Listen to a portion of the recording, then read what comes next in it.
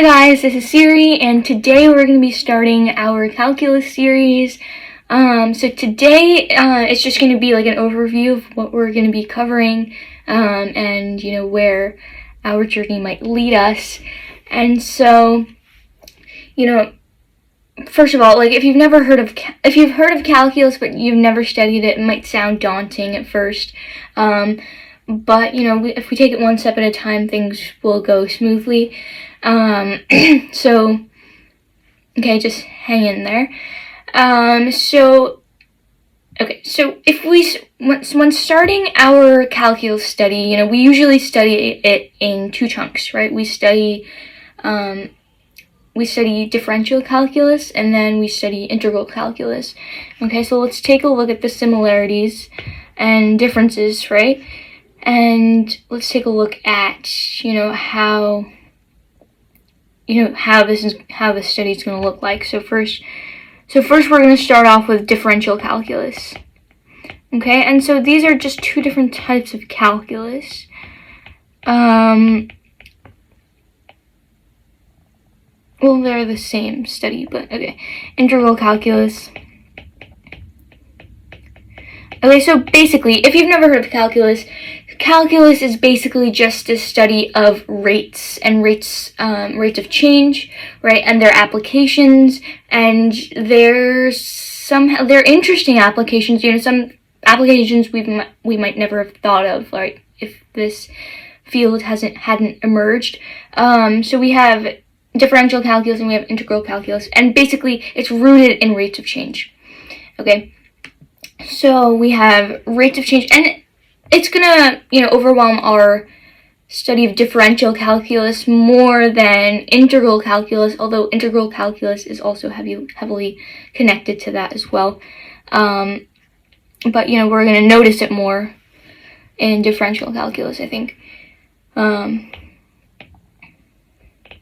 Okay, so rates of change.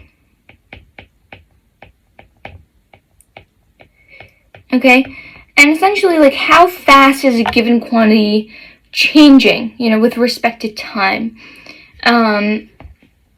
So how fast is a given quantity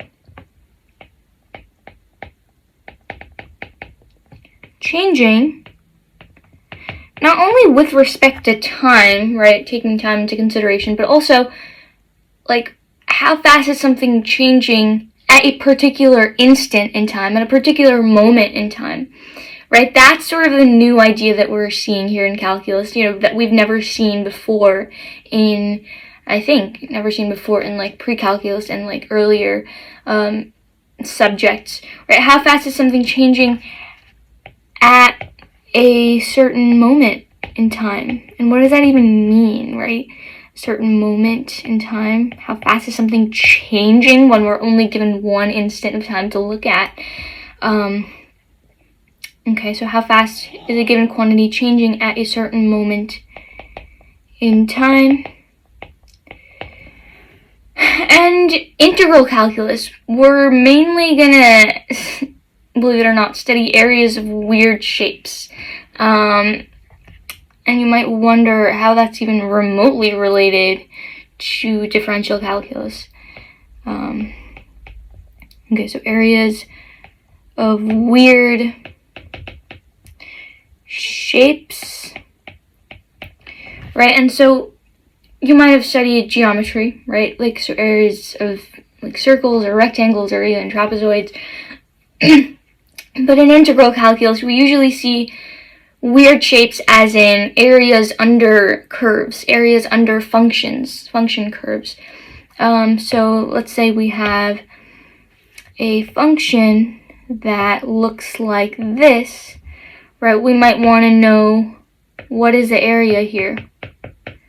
And the reason we might want to know that is because it will give us some important insight into the problem that we're looking at, or the particular situation that we're considering, or scenario that we're considering. Okay, so how are these related? Well, the big surprise that we're gonna sort of tell you, well, I guess it isn't a surprise anymore, but they're actually inverses of each other. And so this concept of inverse will make more sense once we actually define what a derivative is and what an integral is. So derivatives and integrals are related in that way using something called the fundamental theorem of calculus.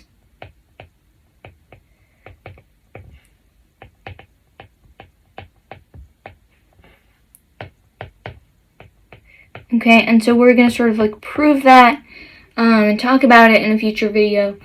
And so once we're done, sort of like with the major chunks of differential and integral calculus, we'll probably get into parametric equations, so like the sorts of topics that you cover like after these two. So parametric equations, and we see polar coordinates.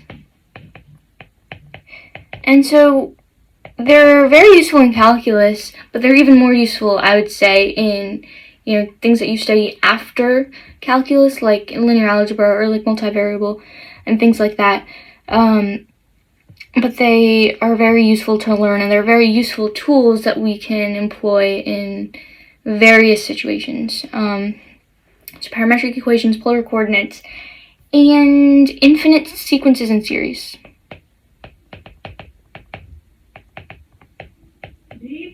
Okay, infinite sequences and series, and we'll get into Taylor series and things like that as well. And this might sound like a lot of jargon, but once again, we'll take things one step at a time, and things will go nicely. So infinite sequences and series. And so these three topics we will cover after, and then so just to kick this thing off, right? Like, we have two people who sort of like developed this study, Isaac Newton and Gottfried Leibniz, which is why you will see multiple or like a couple of different notations for the same ideas, because they were sort of like developed independently but around the same time. So that's why we see two different notations for the same things.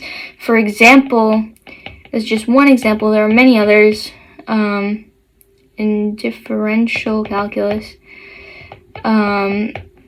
What we see is, let's first write their names: Isaac Newton and Gottfried Leibniz.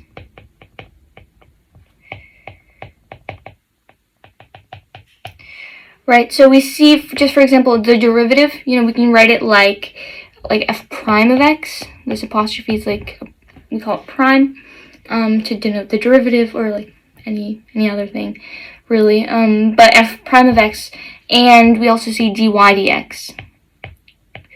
Okay, and so we'll learn about derivatives when we talk about rates of change, right? We'll talk about rates of change in the next video, and then we will sort of introduce limits, which is a very, very important idea in calculus, and that will sort of get us started with the rest of the topics in both of these, differential and integral calculus.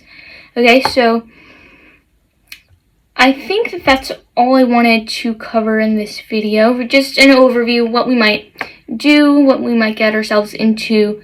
So we have two different studies. We have differential calculus, we have integral calculus. One deals with, well, they both deal with rates of change, right? But we sort of kick off this differential calculus study with rates of change. How fast is something moving at a given moment in time? And we have integral calculus, areas of weird shapes, areas under curves, under functions. And so we see that they're inverses. We'll study the fundamental theorem of calculus. We'll study these three additional topics, and they were sort of like developed. It was sort of developed by two different people, and yeah, we'll talk about limits and rates of change next. All right. I hope you've